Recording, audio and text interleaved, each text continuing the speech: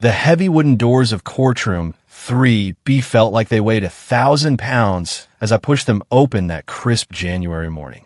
Every single person inside turned to stare, their eyes burning holes through my skin like I was the criminal instead of the victim. Whispers exploded across the packed room faster than wildfire in dry grass. And I could already hear the familiar poison. There she is, the crazy one.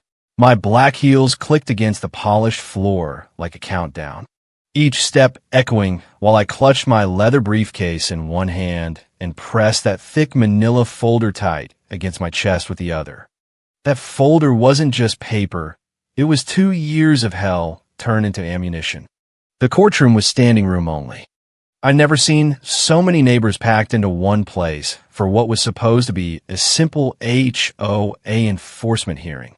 Thomas Harrington sat at the front table with his slick lawyer, Mr. Wellington, looking like he was closing a billion-dollar deal instead of trying to foreclose on my dream home. His expensive gray suit was pressed to perfection, dark hairstyle just so, and he kept glancing at his gold watch as if he had somewhere better to be. He didn't even glance my way. Behind him sat the 2 women who had made my life a living nightmare for 24 straight months. His mother, Karen Harrington, the almighty HOA president of Whispering Pines Estates, wore her signature black outfit with those oversized pearl earrings she loved to flash like crowns. Her gray hair was yanked back so tight it gave her that permanent pinch scowl, sitting ramrod straight like she owned the entire county. Next to her was Veronica Lane, the board secretary who'd been glued to Thomas for over a year. She wore a bright red dress that screamed, "I'm here to celebrate," instead of official hearing. Blonde waves cascading perfectly while she flipped her hair like she was filming a commercial. As I walked past their row, Karen's voice cut through the air, sugar-coated venom for everyone to hear. Poor thing, still fighting the rules that keep our community beautiful. I kept my face blank, heart hammering so loud I swore the judge could hear it. But I'd rehearsed this moment in my head 1,000 times. Veronica's laugh followed like a chime. She still thinks she matters around here. Their little audience, Thomas's golf buddies, half the neighborhood watch, even the couple from 2 doors down, chuckled and shook their heads, pity dripping from every glance. They all believed they were watching a delusional woman about to lose her house to the reasonable board that had only ever wanted to protect property values.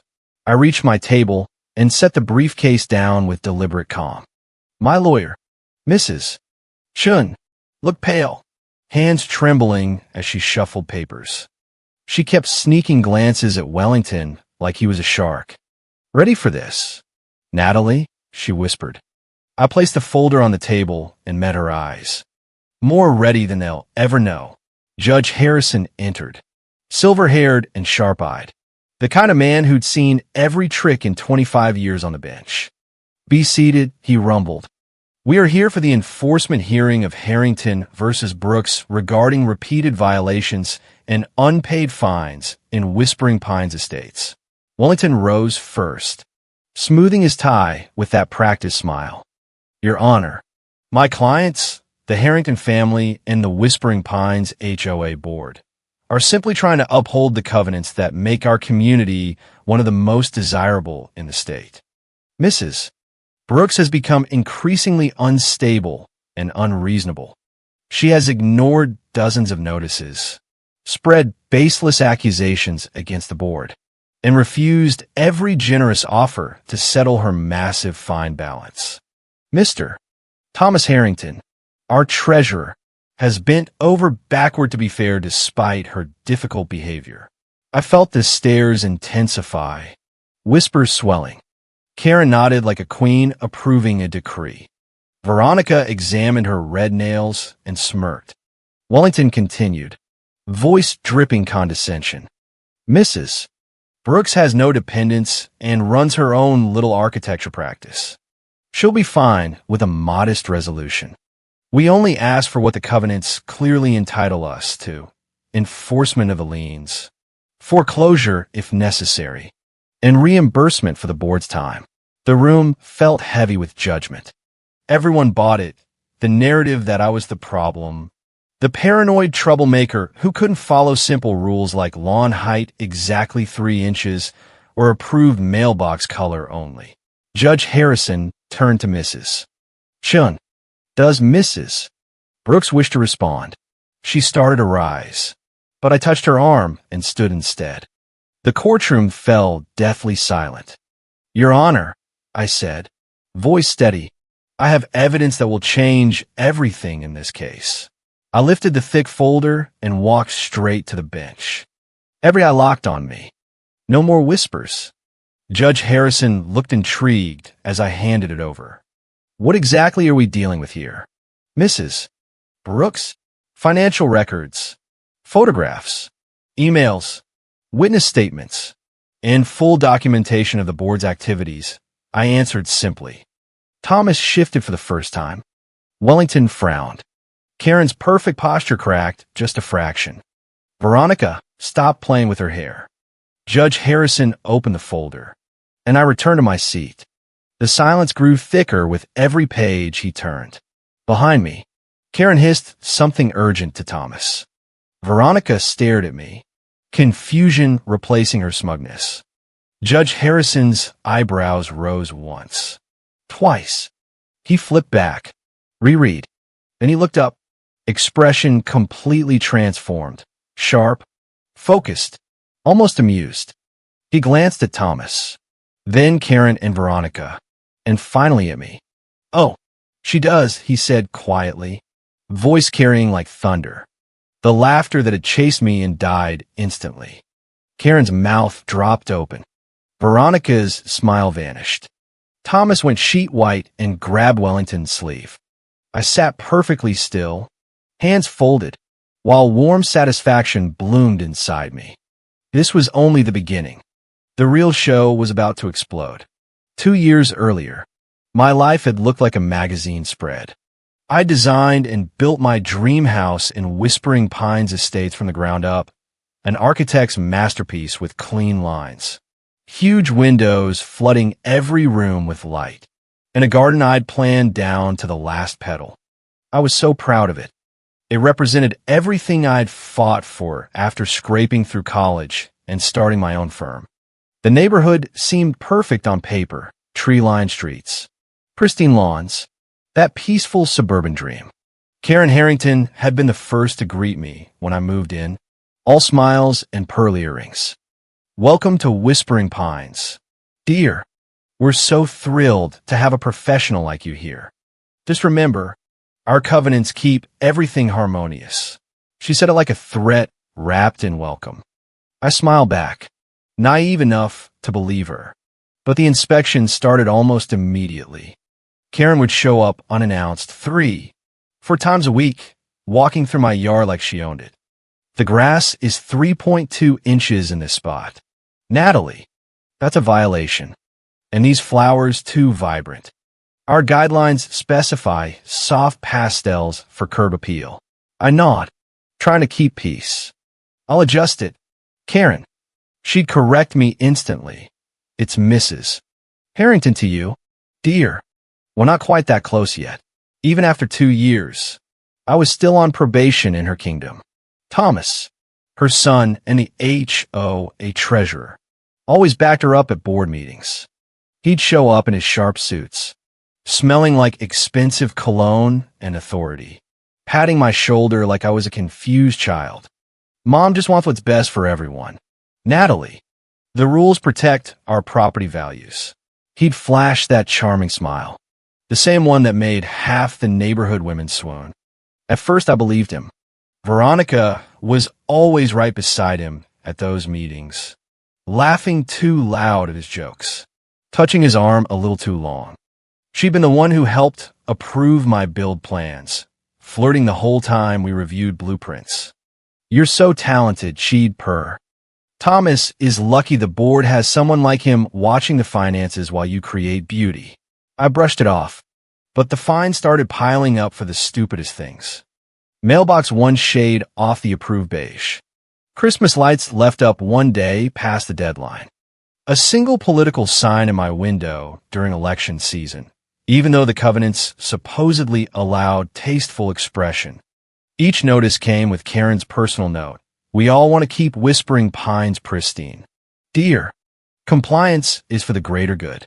The bills added up fast, hundreds, then thousands. I paid some, questioned others. That's when the rumors began. Karen's voice would float through neighborhood gossip like perfume. Poor Natalie seems overwhelmed. She questions every little rule.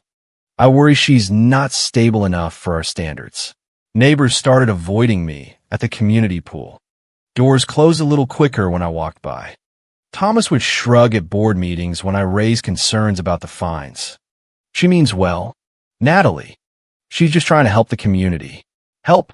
By turning my dream home into a financial noose? I started noticing the cracks in their perfect facade around the 6-month mark. Thomas began working late on HOA business, board meetings that stretched past midnight. Emergency financial reviews he claimed were urgent. He'd come home from those, No, I lived alone, but the community events he hosted with Veronica always ran long. When I asked about discrepancies in the monthly HOA newsletter, dues collected didn't match the landscaping invoices, he'd get defensive. Business is picking up. Natalie, some of us have real responsibilities protecting everyone's investments. I found receipts in the community center trash once. Expensive dinners at Romano's. The same upscale spot where the board supposedly met clients. 2 entrees. 2 glasses of wine, chocolate cake with 2 forks. Business expense, Thomas insisted when I politely questioned it at the next meeting. Mrs. Patterson from the landscaping firm. She has a sweet tooth. But Mrs. Patterson was 70 and never left her house. The phone calls came at all hours. Thomas would step outside during board strategy sessions, laughing softly in that way that used to charm everyone. Karen showed up more often after my complaints, rearranging my garden decorations while I was at work. Just tidying. Dear, this house is so big. It must be hard for you to keep track of everything.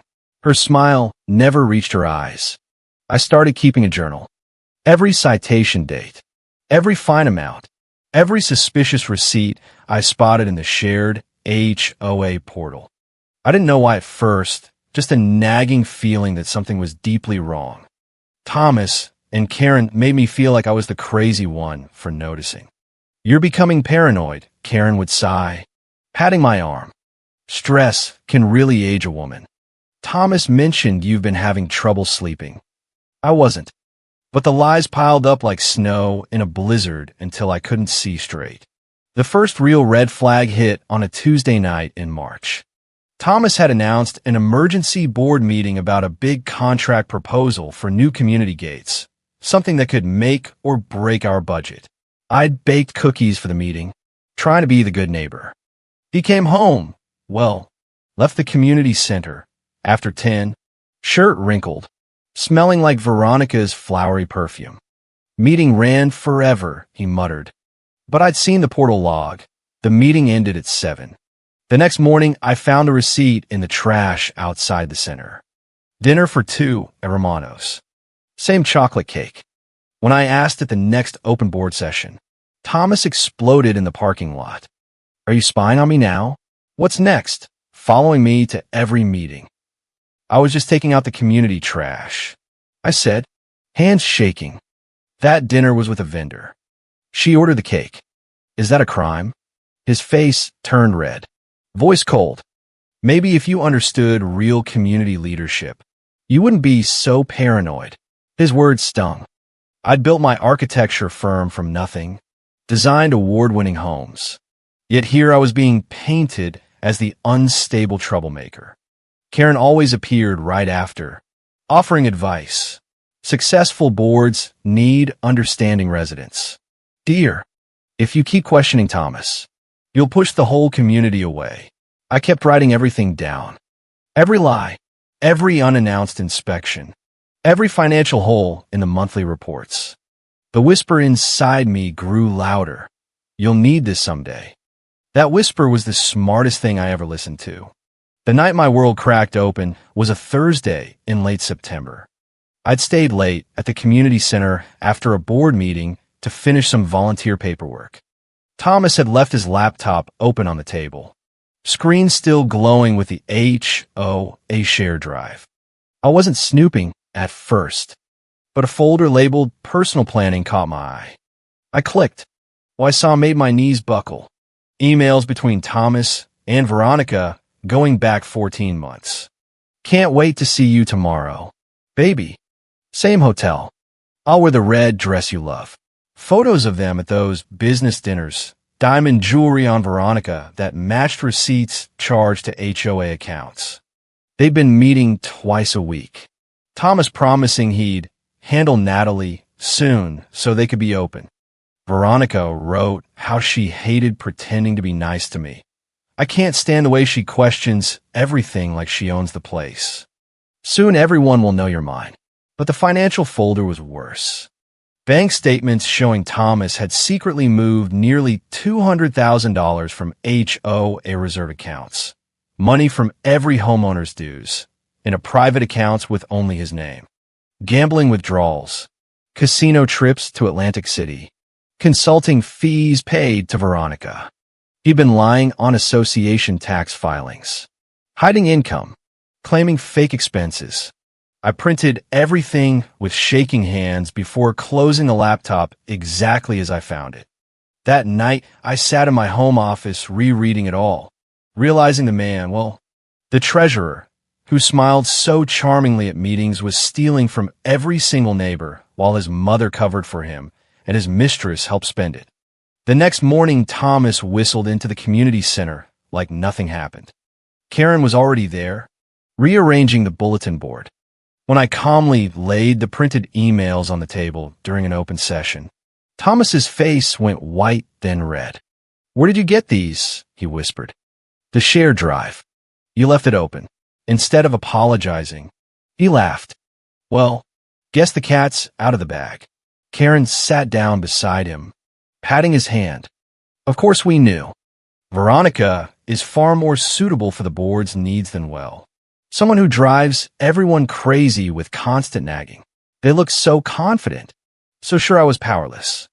They had no idea I'd been documenting every single violation and discrepancy for months." As I walked out, leaving them to celebrate, I made myself a promise. They thought they'd broken me. They'd only made me dangerous. The morning after, I sat in my car outside Rodriguez Investigations, staring at the business card. Detective Carlos Rodriguez specialized in fraud and cheating spouses, perfect for what I now knew was both. My hand shook as I walked in. He was a middle-aged man with kind eyes and graying hair. "Mrs. Brooks, tell me everything." I spread the emails and bank statements across his desk.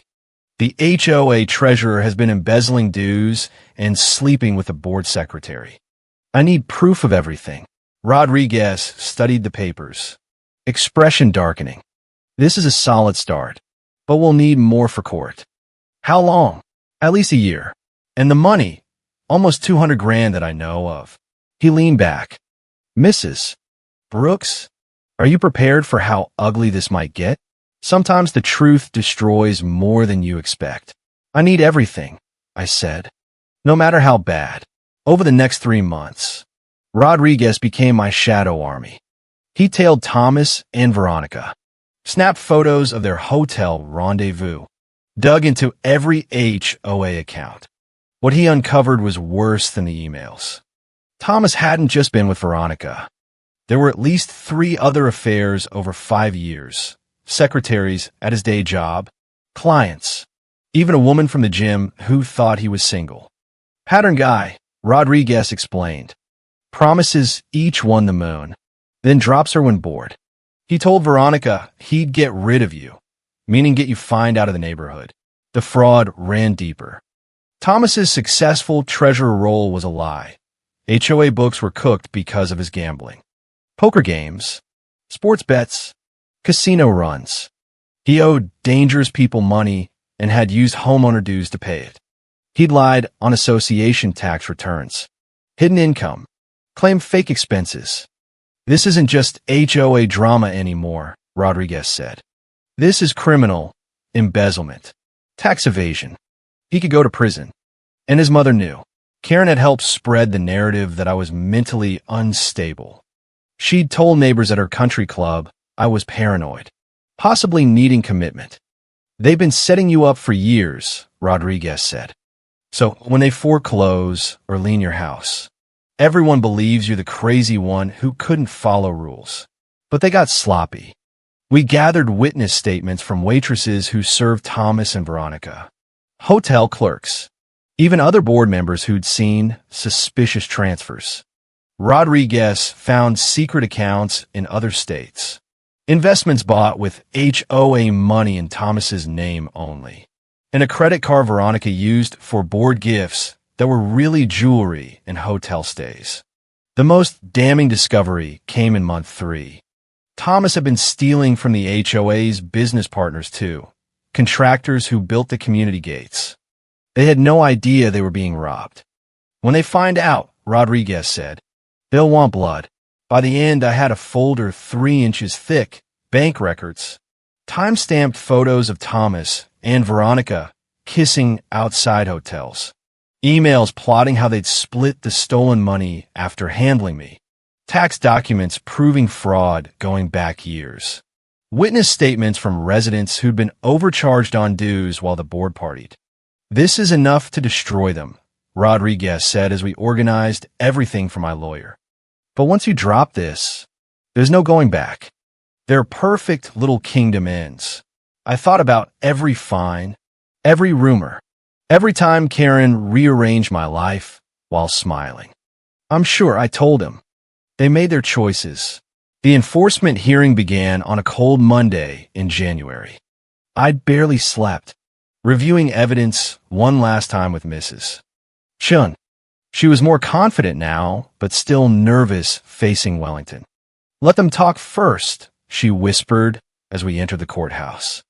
Let them dig their own graves. Then we bury them. The room was packed tighter than the annual block party. Thomas had invited every supporter to watch what he thought would be my public humiliation. His golf buddies, business partners, even the couple whose lawn was always perfect sat in front rows, whispering about poor Thomas dealing with that unstable woman.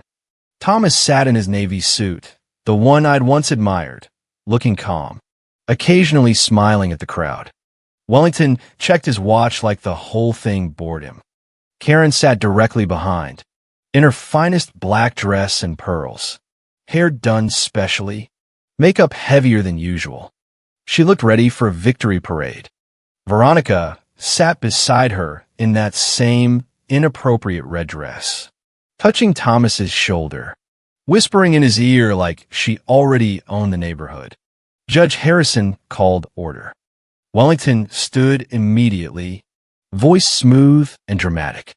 Your Honor, this is straightforward. The Harrington family and Whispering Pines HOA board are simply enforcing covenants. Mrs. Brooks has become paranoid and emotionally unstable. She ignores rules, spreads wild accusations against the board, and refuses reasonable settlement offers. She's obsessed with monitoring every meeting, going through records, questioning every decision. Murmurs of sympathy rippled. Head shook sadly. Mrs. Brooks has refused every generous offer, Wellington continued. She seems to think she's entitled to ignore the rules the rest of us follow. The board only wants what's rightfully theirs, enforcement of liens and full payment of fines. Mrs. Brooks runs her own small architecture practice and can support herself. The way he said small made it sound like I sold homemade signs. Thomas took the stand first, handsome and sincere. I've tried to be patient, he said, eyes on me with fake sadness. But she's changed. She questions everything, follows me to meetings, goes through the books. I feel like I'm walking on eggshells protecting the community. Karen followed, playing the concerned president. I've tried to help Natalie, she said, voice trembling with fake tears. Offer guidance, but she sees enemies everywhere. She's accused my son of terrible things without proof. She's been rude and threatening. Several women in the audience looked at me with disgust. Veronica took the stand last. Sweet and innocent. Mrs. Brooks thinks any woman who works with Thomas is after him, she said with a sad smile. She's called me, accusing me of things that aren't true. I feel so sorry for the board having to deal with this behavior. The lies flowed like poison. By the time they finished, I looked exactly like the crazy, jealous resident they'd painted. Judge Harrison turned to Mrs. Chun. Does Mrs. Brooks wish to present evidence? That's when I stood with my folder. Everything changed.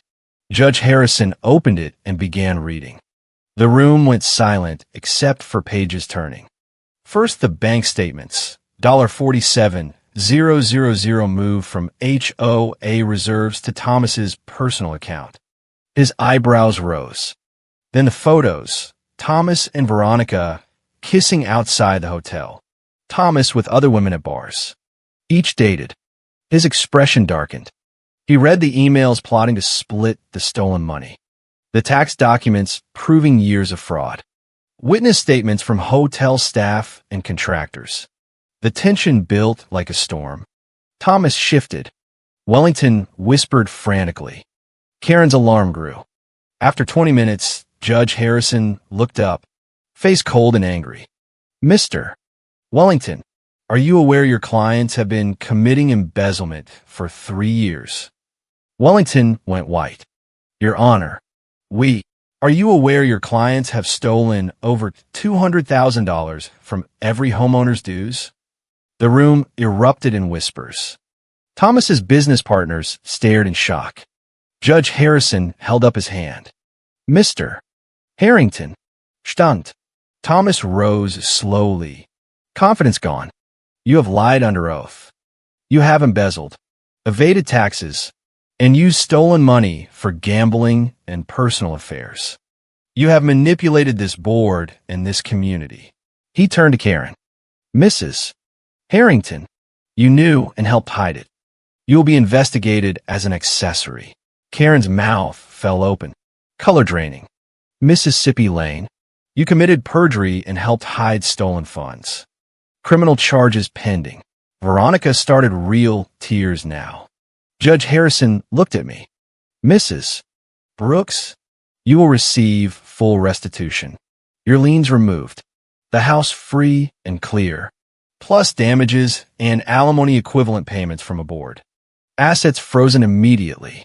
I am recommending criminal charges, embezzlement, fraud, tax evasion. Mr. Harrington will likely face prison. Chaos exploded. Business partners shouted. Karen sobbed. Veronica tried to slip out, but Rodriguez waited with police. Thomas collapsed into his chair. Wellington packed frantically. Judge Harrison banged the gavel. Court adjourned. No one leaves the state. As people filed out, I sat quietly watching the kingdom crumble.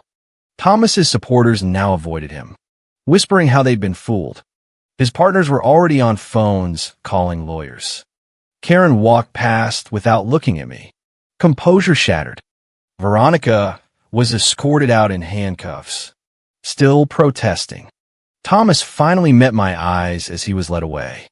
For a second, I saw something like regret. Too late. Rodriguez appeared beside me. How do you feel? I thought about it, tired, relieved, strangely peaceful. The rage that had fueled me for months was gone. Free, I said. Outside, reporters gathered. Word spread fast. The HOA would be bankrupt within weeks once partners and creditors learned the truth. As I walked to my car, I thought about the woman I'd been 2 years ago, trusting, always trying to please, believing the rules existed for everyone's good. That woman was gone. In her place stood someone stronger, smarter, who'd learned that power disguised as community standards was just another bully's mask. They had all laughed when I walked into that hearing. convinced I was just another weak resident who'd quietly pay up or leave. But I got the last laugh. And unlike theirs, mine was built on truth instead of lies. The game was over. I had won. The neighborhood changed almost overnight. New board elections were called. Residents who once whispered about me now stopped me at the mailbox to apologize. "We had no idea," they said. "We thought you were the problem." I just smiled. The rules were never the problem. The people twisting them were. Karen lost her presidency in a landslide. Thomas faced real charges. Federal investigators showed up within days. Veronica's board service ended in a plea deal. The stolen money was traced and returned with interest. My liens vanished. The absurd fines disappeared from my record. But the best part was the quiet satisfaction every time I walked my garden, now with whatever flowers I wanted, and saw the new for sale sign in front of the Harrington house. Karen was moving. Thomas was gone. Veronica was nowhere. I sat on my porch that first evening after the hearing, watching the sun set over whispering pines. The community looked the same, perfect lawns, identical mailboxes, but it felt different, lighter, real, because for once, the rules actually served the people instead of the other way around. I raised my coffee in a silent toast to the thick folder that had changed everything. To every resident still trapped under some Karen's thumb somewhere, keep your journal. Take the pictures. Hire the detective. And when they call you crazy, smile, because the folder is coming. And when it drops, the laughter stops. Justice doesn't just knock. It kicks the door down with pearls flying everywhere.